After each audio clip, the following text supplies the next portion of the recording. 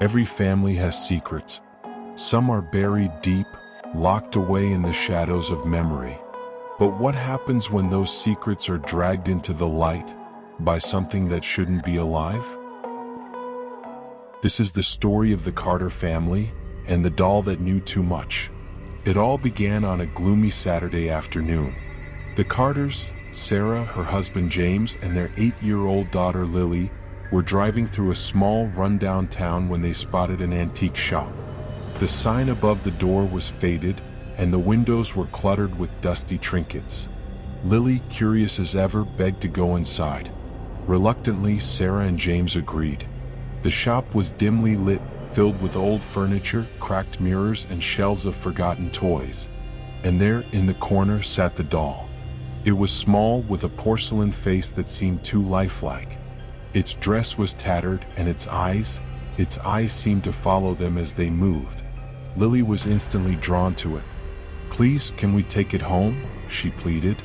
The shopkeeper, an old man with a gravelly voice, warned them, "That doll, it's not for everyone. It chooses its owners." But Sarah laughed it off. "It's just a doll," she said. They bought it and left, unaware of the nightmare they had just invited into their lives. That night, the whispers began. Lily was the first to hear them. She woke up to a faint, raspy voice coming from the doll. At first, she thought it was her imagination. But then it spoke again. "Your mommy, she wasn't always honest," it whispered. Lily froze. The doll's lips didn't move, but the voice was clear. "She lied to your daddy about the accident." Lily screamed, and her parents rushed in.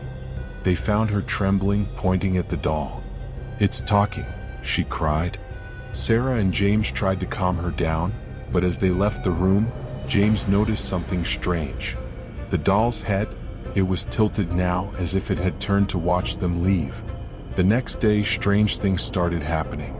Sarah found the doll in the living room sitting on the couch. She was sure she'd left it in Lily's room. Then James noticed something even more unsettling.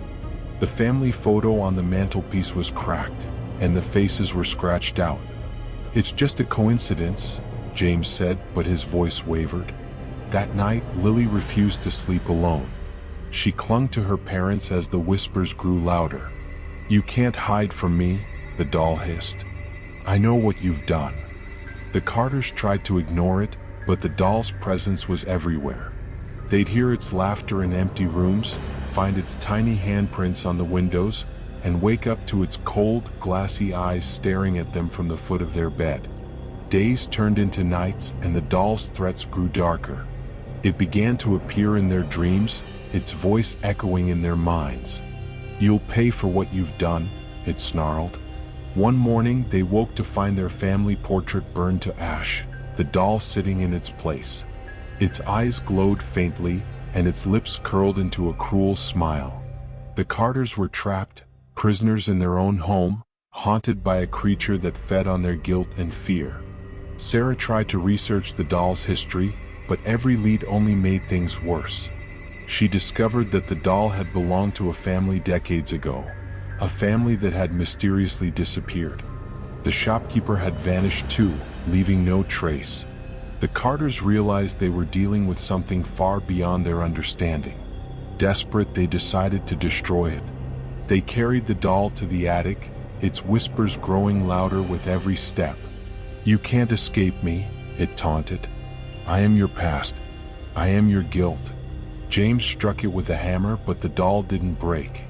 Instead, it laughed, a high, piercing sound that made their blood run cold. And then, it moved. Its tiny hands reached out, its glassy eyes locking onto theirs. "You'll never be free," it hissed. "Never." The attic door slammed shut, and the Carters were plunged into darkness. The last thing they heard was the doll's voice, whispering one final secret, a secret so terrible, it shattered them completely. When the police arrived days later, responding to concerned neighbors, they found the house empty. No signs of a struggle. No trace of the Carters. Only the doll, sitting neatly on the couch, its cracked face tilted upward as if smiling. The officers took it as evidence, but by morning it was gone. To this day, the house remains abandoned, but locals swear they've seen a small figure in the window, its glassy eyes gleaming in the moonlight. And if you listen closely on a quiet night, you might hear it, the faint whisper of a doll waiting for its next family. Because the doll never forgets, and it never forgives. It knew their secrets, and it never forgets.